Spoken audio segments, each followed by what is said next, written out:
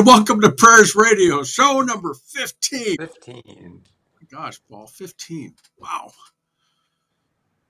I'm just sitting here in awe thinking, oh my gosh, this is amazing. There we go. All right, see, this thing moves around. Oh. Today we're actually going to do a show and reflect on where we've come from, where we've been, and where we want to go.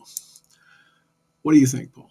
Yeah, I'm reflecting on the shows that we put up to this show, number 15. And today I'd like to start off with a quote that deals with reflection with Ernest Holmes. Are you good with that? Yeah. All right, I'm going to read it just directly here. To say that the body is unreal is a mistake. It is real, but is an effect, not an entity.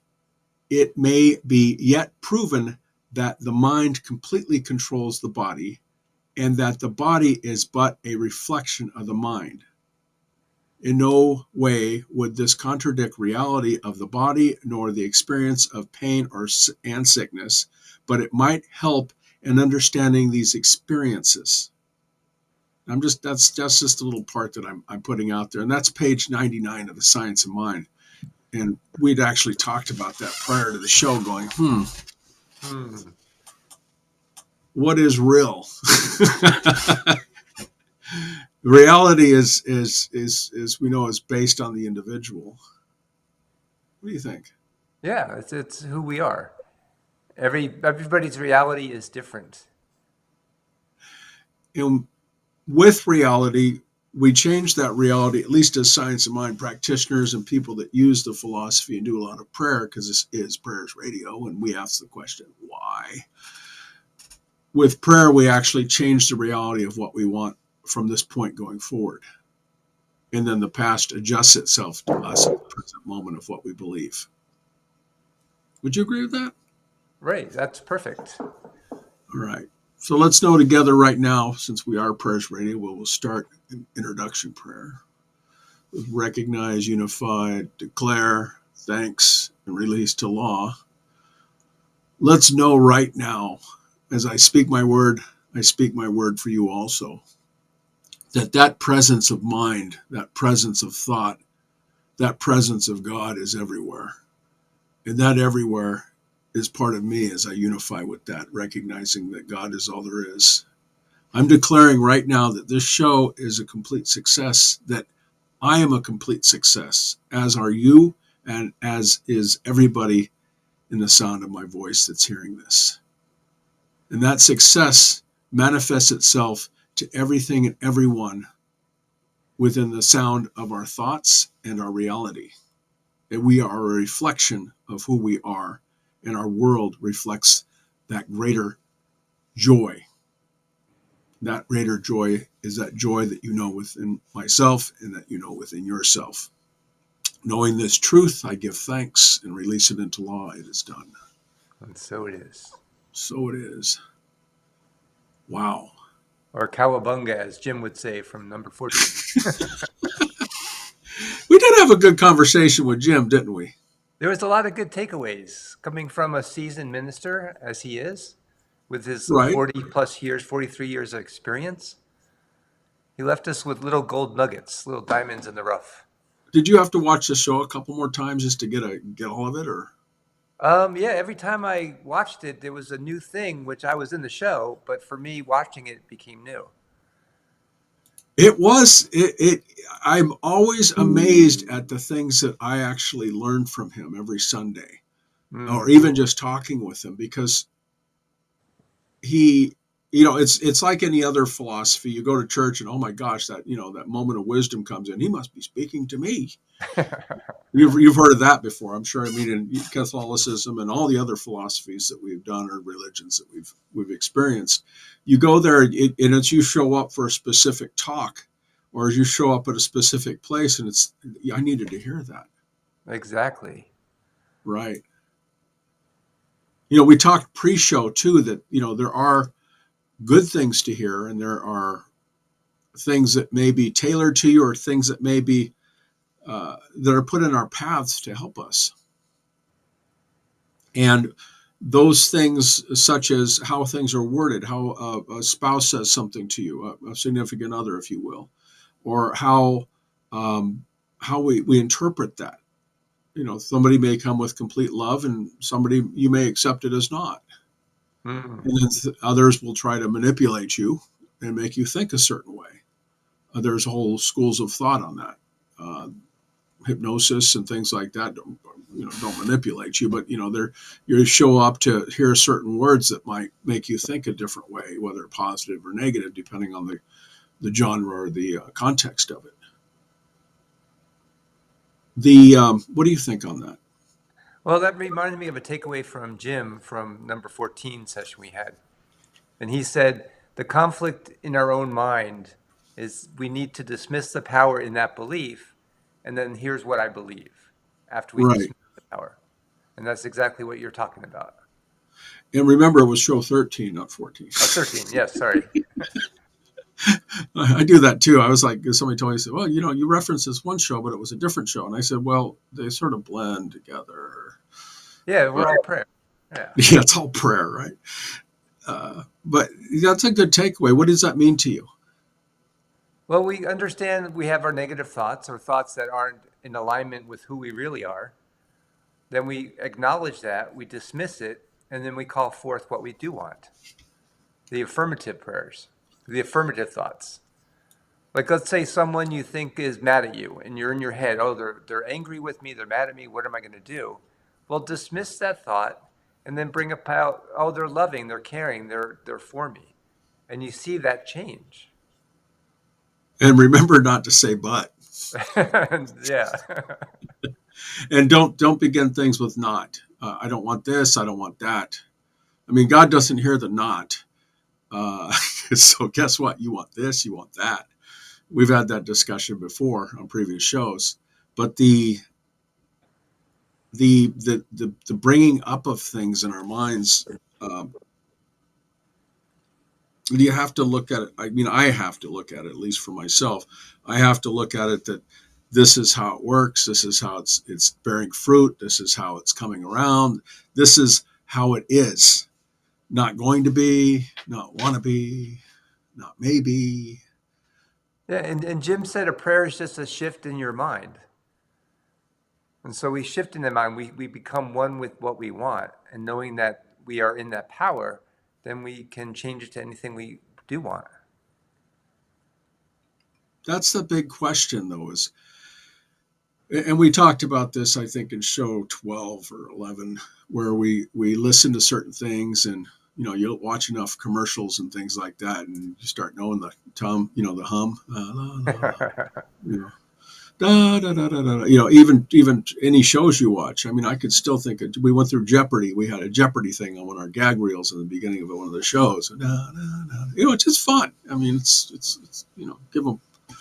Whoever made these jingles is pretty smart, because they look at human behavior and they say, oh, somebody's mind will resonate with that. But they're trying to sell you something. But you actually have to look at it that you're always trying to sell yourself on something. Yeah, exactly. Good point. Yeah, what are we selling ourselves on? What are you selling yourself? We do sales, and we even in relationships or interactions with people at the grocery store. You're trying to sell it that, well, I need this, or I don't need this, or will this product do what I want it to do, or what's in the ingredients on this? The ingredients. Oh, okay. Let's look at the ingredients. Why the hell am I doing this? Mm. And it's funny, you were saying, like, we're in a commerce, if you will. Everybody's selling something. Right. Prayer sells itself. Once people get into the act of prayer and they understand it, and knowing that the universe is always affirmative universe, it's always saying yes to everything we think and feel. And then we correct that in what we want to think and feel through prayer. Then that prayer is selling itself by the manifestations that are happening through it. Right. To elaborate on that, don't pray for what you don't want. Don't even bring up the thought. And that's, somebody said stinking thinking a long time ago. I'm trying to remember who said that, but Like I said, go back to the dictionary thing. Who wrote the dictionary? Uh, but we get that prayer inside of us, or that the specifics of it. Uh, these thoughts pop up wherever we're at, or I always like to talk of it like a train track. We're going on a train track in my book and stuff, that we go on the train track of life and stuff. And when we're in the train track of life, you're trotting along, and then, something happens over here, a squirrel, as we said before, and you change the way you're looking at something. There was one business author that I was reading a while back ago, and she was saying, if you just stopped everything right now, something, you get a phone call from the school or something, you're having there's challenges with your child, your world stops. We should realize that we can stop our world anytime on anything. It's a practice, folks. That's why they call it a practice. It's a practice. I think there was one show, Roseanne Barr said, she was talking about her husband at the time. It was the show Roseanne, I think.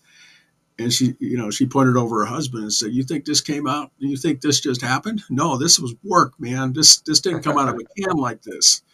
I give her credit, for her writers and stuff. We should give her a shout out to them, because I thought it was brilliant. I just laughed. I said, no, nobody comes out of a can perfect. You want that? You get a robot. Reprogram. My techie friends understand that. You can change the code at any time. Yeah, and we're always becoming, and we're becoming whatever we put into the law. So right. Everybody's where they are perfectly right now because they're using the law perfectly. Even if it's a so-called tragic event or whatever, they're using the law perfectly, and the law is always saying yes. And that tragedy may be coming up for you to experience something, because the universe only provides that which you can actually handle. Otherwise, you'd expire. And you'd be on the other side going, wow, what happened? The universe usually provides things that you can normally handle, or try to handle. If God doesn't make mistakes, but a lot of times we think that, oh God, why is this happening? None of us are exempt. You're not exempt. I'm not, none of us are exempt, because we all get challenges within our own world that make us pause to reflect on why. Why is this happening? Why am I here? Why is this? And then you look at it, oh, okay, this is here to make me a little bit stronger, at least to see something in a different way. Yeah, that reminds me of the actor Morgan Freeman. And he was in the God movies playing God. Yeah. And somebody asked him about just what we're talking about. And he said, when I ask for love, I'm giving love more situations where I have to be loving. If I'm asking for patience, I'm giving more situations where I need to be patient. So we're always learning through that.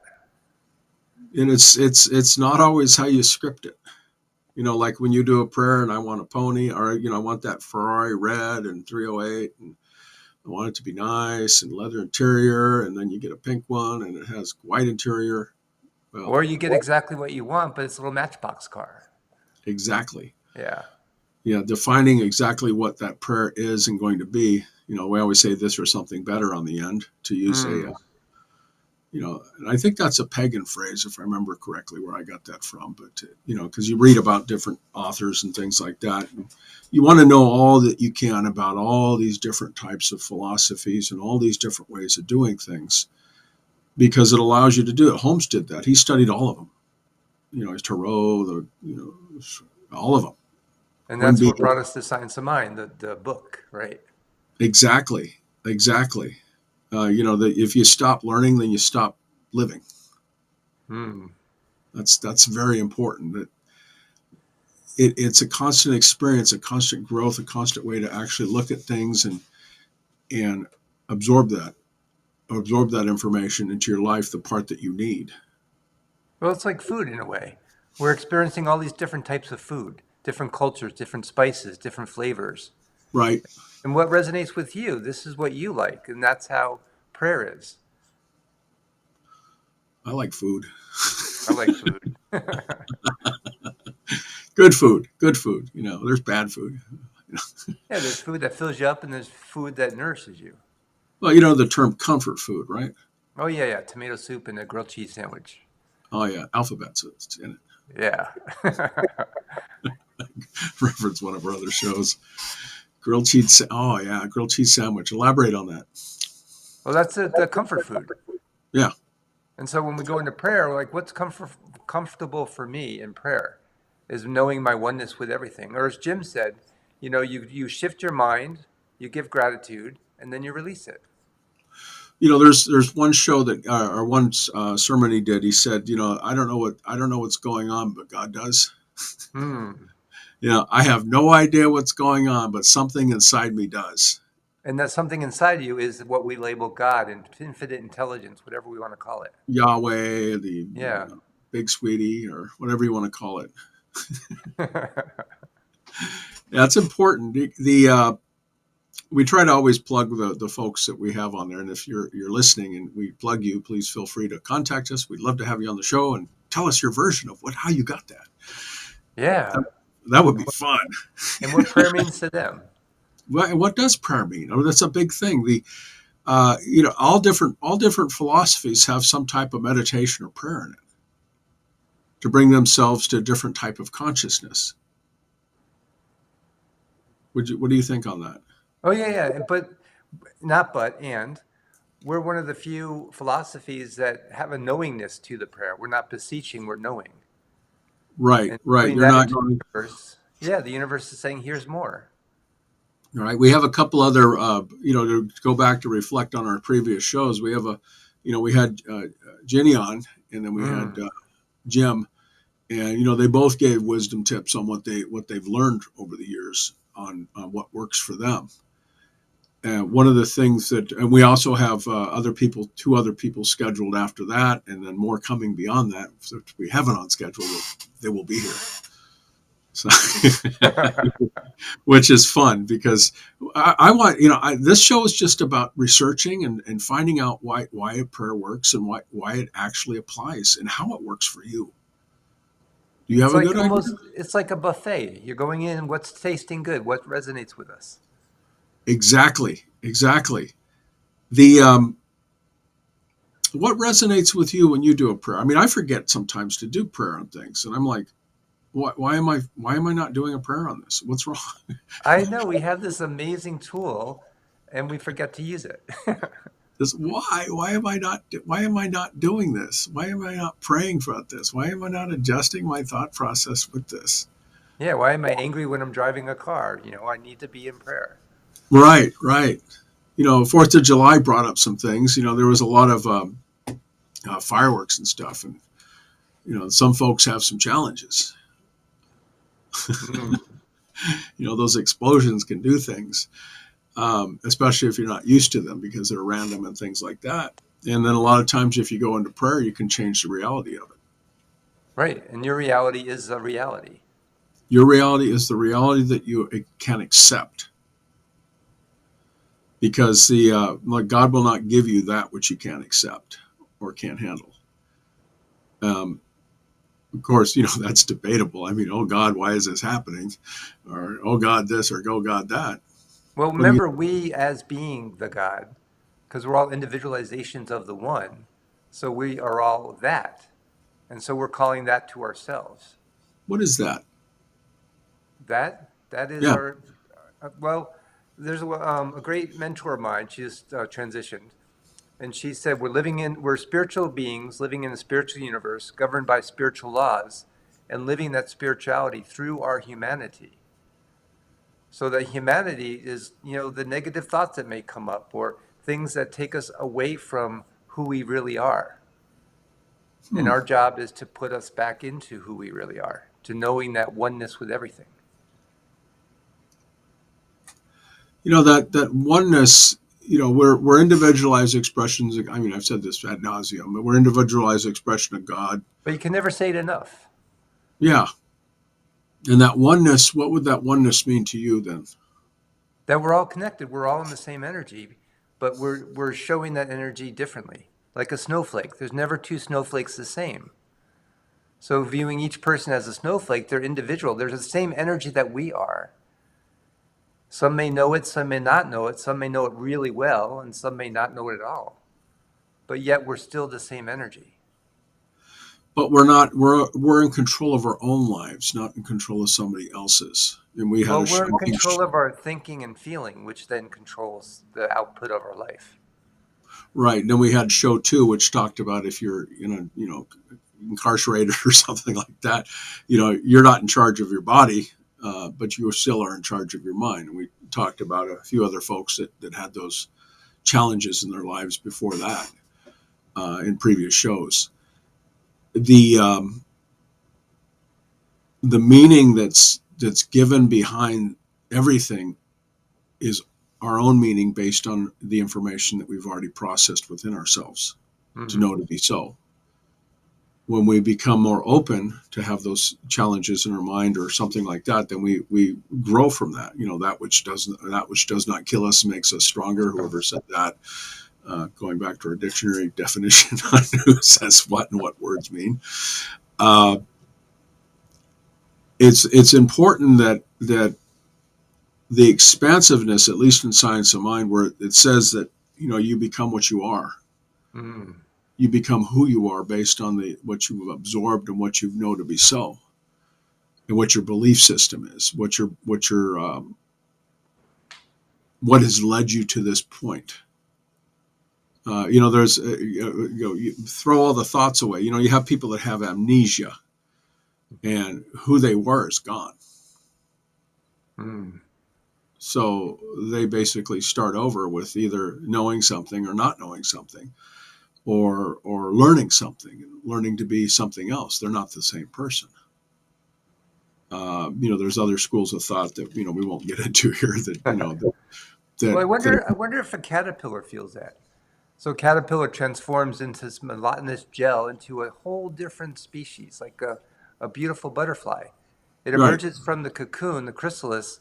Does it forget where it was? And now it's a new life. It's here to know joy and peace and beauty and love. So we, Yeah. those butterflies, as we transform, as we go deeper into who we are, we're letting go of what we were and we're becoming more of who we are. Right. We're not the same person we were when we were 15, 16, or 18, or 20, or whatever age you're at. You become something else based on the information that you have. Oh, like that old adage, you can't step into the river twice. Right. Yeah, because we're different people each time. The river's different, we're different. So each time we step, we're becoming more. And you really can't clone yourself, even though there is cloning technologies that are out there. That would be scary. Yeah. Well, it's like the show too, where he said, there's you can always have if you have an argument, you know that you'll always win. So what did we learn from these folks that we had on? That they all have different lives. They've both written books. Jim's written many, I know of. They talk about their lives and how a prayer is affected and how it's changed, because the questions we ask are always the same pretty much when it comes to the interview, because we don't want to throw too much of a monkey wrench in there. We do ask a few extras in there based on what we hear. What was your take on Ginny and her information? Well, she's steeped in prayer. That's where she goes. That's her what do they call it? When she needs something done, she knows prayer will do it. Right. Jim also. I mean, I noticed that. I've watched him over the years, and he just, he'll go into prayer real quick, and then I guess everything around him seems to just be perfect. It works great. Well, it's great. In ministerial school, I had one of my peeps, and we would be working on projects together, and she didn't understand something. All of a sudden, she would just drop into prayer. Like 2 minutes later, she's back. She knows the answer. This is it. And that's Hmm. how Jim and Ginny felt. They were always dropping into prayer, except Jim lives in prayer. It feels like he is the prayer that he's living. Right. Yeah, that's a good takeaway on that. When Well, you're in this philosophy so long and you understand and can see where it leads you, I mean, wouldn't you want to be in it 24/7? Right, because the spirit leads you to different places that you need to be, and then you put in the. It's like putting on a trajectory on a boat and stuff where you want to go. I want to go to Catalina. Well, I know it's 24 miles out, and here's the grid coordinates, and then you make adjustments as you go through. And Yeah, and there those, might be a sidetrack. Oh, there's some dolphin over there. Let me go see. right. But then you don't want to be an NPC, a non-player character that sits there and goes, "Oh, okay, another day." Not Well, doing anything with your life at all.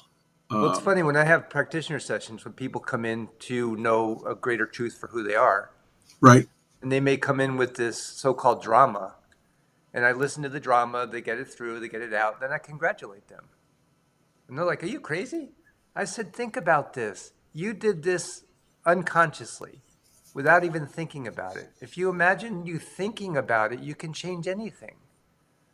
And that's what prayer does. It changes. It always changes. That's the reflections that we talk about. Is Yeah. that you go back and you realize, wow, I didn't have to do that, or all that arguing was for naught, because nobody will remember the conversation. If a tree falls in the forest, who hears it? It doesn't make a sound. We went through that in school. Did you? Sound is only perceived by the individual. Right. We're at the 5 minute mark. Um, what do we want to take away from this show? That prayer works. And as Ernest Holmes said, things may be simple, but it's not easy. So if I'm having a so-called rough day, I know prayer will help, but just getting into the prayer, that's my challenge. Remembering you can't do it. Blah, blah, blah, blah, blah, blah, blah. What am I doing? Oh, okay. Let's What know am I doing? together. Where's my oneness? Where do I feel that lack of oneness? I mean, I always try to stop and do the verities: love, light, life, peace, beauty, joy, truth. And I choose one. I want to feel loving right now. Mm. I put my hand over my chest and I said, okay, I'm there. And a lot of times that works when I allow it. You want to do the closing prayer? Oh, hold it. Sure. Uh, Right. I'm Reverend Rich. You're Reverend, Paul, and we're on Prayers Radio. And what's your site again? I am spiritalive.com. Yeah, you've done some really good work lately Oh, on thank that. you. Even the principles one that we suggest people go take a look at. And then, of course, Prayers Radio. We put this on Prayers Radio. I still have to put the last episode on, but we're always here. We're always available. And then, like I said, go to the site if you want to build your own prayer. You don't have to do one that we're doing. You don't have to even ask anybody. You could just do it yourself. Or if you need guidance, right on Prayers Radio, there's a link to CSL to talk you on how to do your own prayer. You don't need anybody to do any prayer for you. You can do it for yourself. But sometimes it never hurts because there's a phone number on there you can call that somebody will call you back and give you prayer too. Yeah, and if you need prayer from either one of us, please feel free. Yeah, you got our emails at the bottom of our sites. So, Mm. you want to pray us out? Yeah, that'd be great. All right, go for So it. I just invite everyone just to close our eyes, and that's for me a way to recognize and realize that everything starts from within, and knowing that there is that one power, that one presence we call God, Spirit, Divine Essence, whatever we label it. It is that one universal presence in, through, and as everything. Knowing that universal presence in, through, and as everyone here within the sound of my voice, that we are all connected. We're all individualized in that connection of that one. And so it's with great gratitude, great appreciation for this time together, great appreciation to dig deeper into what prayer is and how it works and how it is activating in our life. And so knowing that this week is unfolding perfectly before us, that everything that we need, want, is right here at our fingertips, just through prayer. And I simply let it go, let it be, and so it is. So it is. And so Join us next week. We actually do have a wonderful guest from the Science of Mind archives. She said she'd be here, so let's know that to be so. And remember, if you don't do a prayer, you haven't got a prayer. We'll see you next week.